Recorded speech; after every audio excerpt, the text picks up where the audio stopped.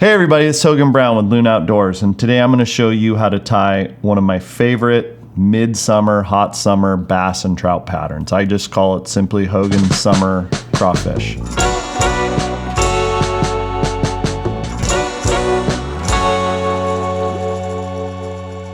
It's a basic crawfish pattern tied on a hook that'll work for trout, bass, smallmouth, anything. Definitely influenced by Schuster and the Crawnade, Tim Haddon and the dead drift crayfish, and these fisheries that we have here in Northern California, like the Truckee River, the North Fork of the Feather, the Pitt River, even the Upper Sac, and maybe even the Cloud for some people. But where our trout really key on crayfish in the middle of the summer. It's a big meal on a hot day, dragging a crayfish down through a fast water riffle and getting that, big brown trout or rainbow to eat. I fish mine a lot for smallmouth and small kind of lower elevation creeks here in Northern California. And it's a great fly to be stripped, drag, dead drift, very versatile kind of midsummer pattern. So let's jump in. I'll show you how to tie this. All right, so the first thing with this fly is obviously the hook. This is just a basic 90-degree jig hook. This is a 3/32. You can also tie it in a 1/16 ounce or even make it heavier with adding lead or double beads or anything, whatever kind of the fishing conditions that you want to use or use it in, determine. So for me, I like to make it a little heavier and at the same time add a little bulk to the body.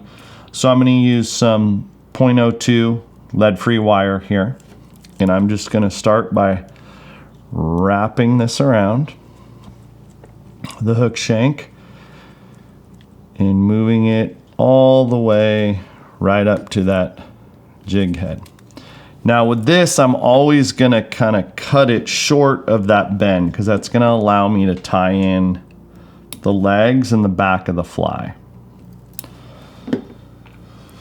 Next, I'm gonna start with some thread. This is just GSP 75 black. I always kind of start right at the back of the lead to give it a little bump so I can secure that lead and it doesn't slip on me, and then give it a few wraps to secure, and then move that back all the way right until the bend. So obviously crayfish, you can tie them in a variety of colors from olive to orange to black to blue, all sorts of different stuff. For this one, I tie it in a kind of a traditional rust color. And you always want to do something, you'll see in a lot of different, if we're going to tie in legs here, you got to put something in there, a bump to kind of split those legs. You want those legs to flare out in that defensive manner. So one of my favorite dubbings for any crayfish type pattern is Cohen's Carp Dub. It comes in a bunch of different great colors. It's a really cool blend. Hairline makes this. And for this one, we're going to use the crazy orange color. And the cool thing about this is it's really kind of a blend of oranges and blues with some kind of olive micro rubber in there.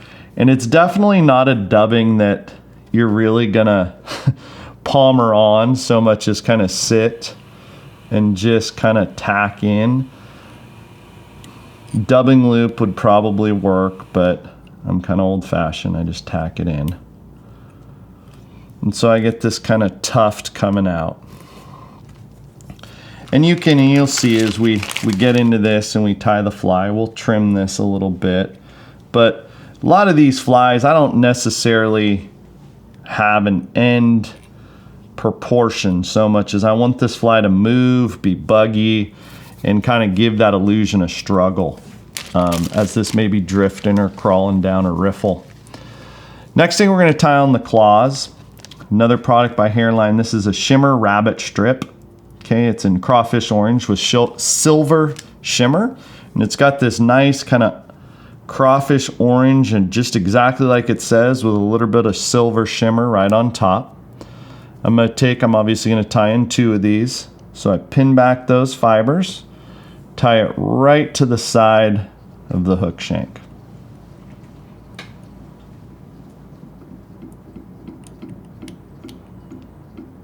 Right like that.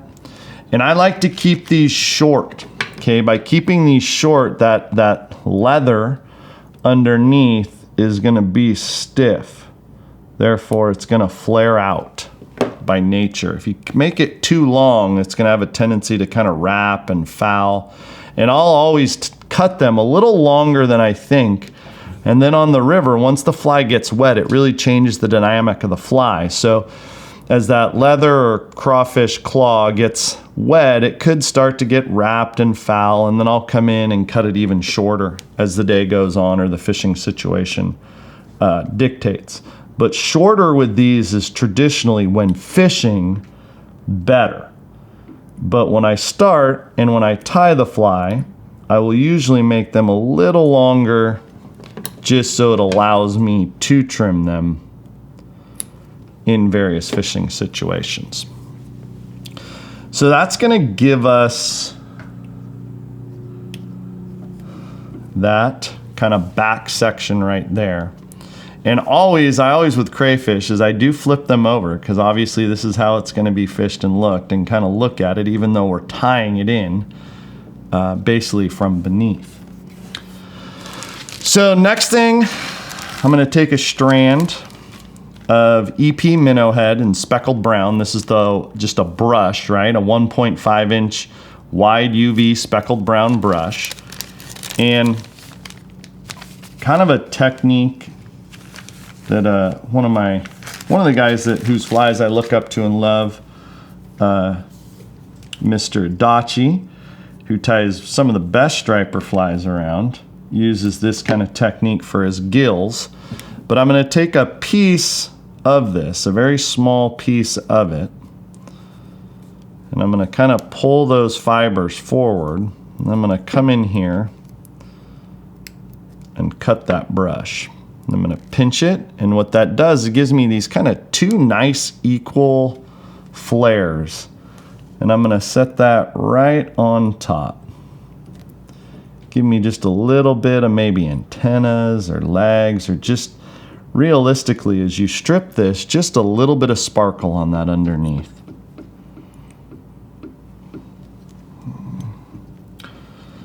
Then I'll turn that fly over, kind of pin everything back.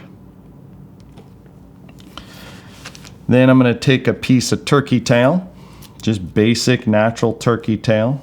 If you're a turkey hunter, you got plenty of these. If not, find a friend who is. Just going to cut a strip off. Want to make sure to kind of use that dark section. Just tie it right on top of the fly. If the hook point gets in there and splits it, it's not the end of the world.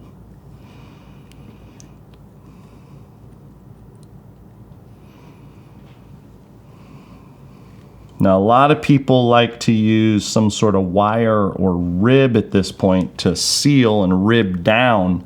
This is obviously we're going to pull it over. But I don't like to do that because I don't like to interrupt, if you look at the finished fly, the bugginess of that fly coming out the sides. So next thing we're going to do, we're going to use more Cohen's Carp Dub. This is Acapulco Red, or as I like to refer to it, the best traditional crawfish color. A little too long for the label, but that's what I refer to it as. And again, this is by no means a dubbing that you're gonna, palmer on very tight. And obviously with this fly, you don't want to. I just kind of set it on there, take my fingers, pull it forward, tack it down. Again, this is not a fly that's gonna have these strict finish proportions. This fly is going to be drugged down through the rocks, and you really just want it to look buggy and like it's scared for its life. And I kind of pinch it out as we go. Make sure we're getting everything in there and out that we can use. And just give it a loose twist. It's going to kind of spin. Pull it forward, tack it down. And one trick is, the buggier and denser you want this, in my, poor man's dubbing loop style, the farther down that hook shank you're going to pin, because what that's going to do is allow you to stack more and more and denser dubbing. And as I get closer with this style to the end of that hook shank, I go looser, okay? Because you want to somewhat create, if possible, a little bit of a taper to this fly. And that denser dubbing up front and that thinner dubbing as you go backwards is going to allow for that, or at least give that illusion.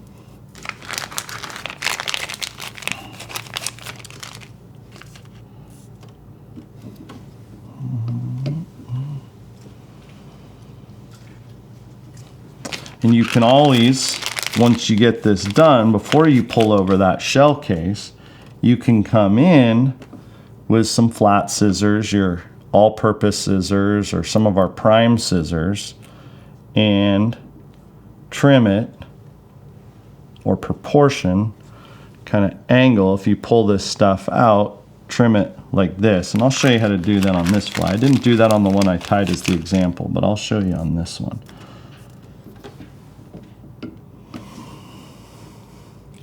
There we go. So if you want to kind of, what I do here, I'll pull this out. And what you can do is come in here and kind of give it a little trim to give it a little bit of proportion. Okay, to give it that little bit of the orientation, a taper. The one thing I will do is I will add another piece of the brush, little less, but again, I like that kind of lighter color underneath to flare up as the crawfish is retrieved. So I'll turn the fly over, give it a little whiskers right there on the back side. Trim that off. And all this does is, as this fly is stripped, bobbing along, is going to give it a little bit of flare underneath. So then I'm going to pull over that turkey tail I tied in and just tie it off right at the back. Trim it. To finish off the wing case, or what most people call the wing case, but it's basically the back case of the crayfish, I'm going to use some UV clear fly finish in thick. I'm just going to give it a nice build up. One thing I'm not going to do, and this is important to finishing the rest of the fly and kind of making it look clean, I'm not going to let that get into the gap where I'm working the thread. Hit it with UV light.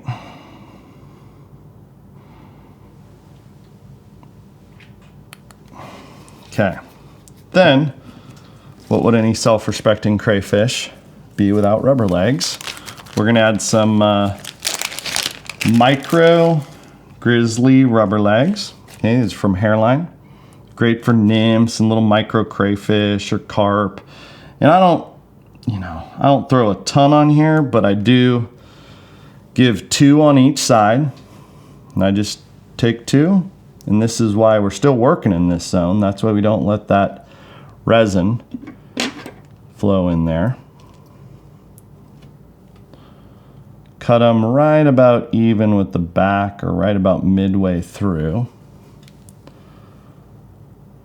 Kind of measure the next side out. Tack those in. Right, like that. Then I make sure they're even, and then the back 2, I like these short and stiff. So I'll cut those a little shorter than the front. Then I'm going to take this, whip it around, tie it off.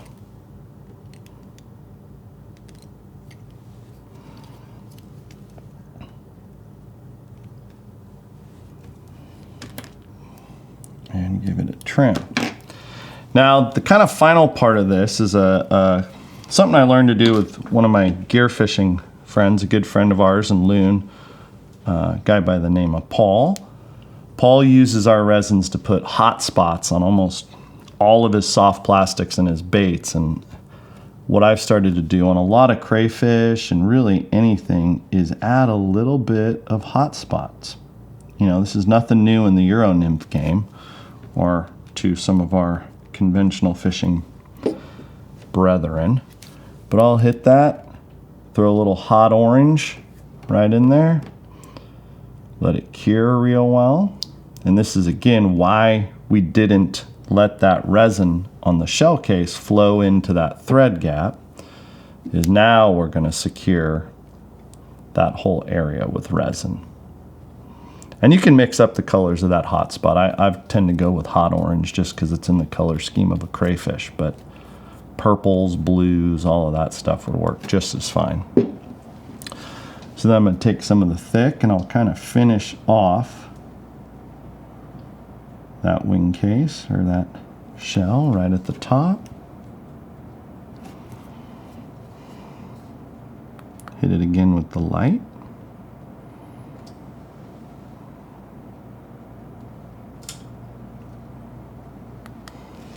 And then I'll come in on the side,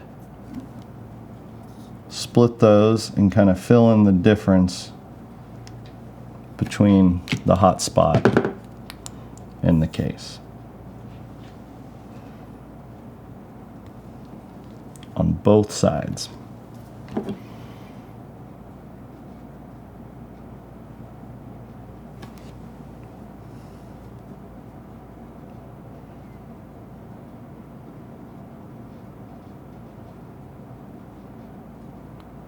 All right, there you have it.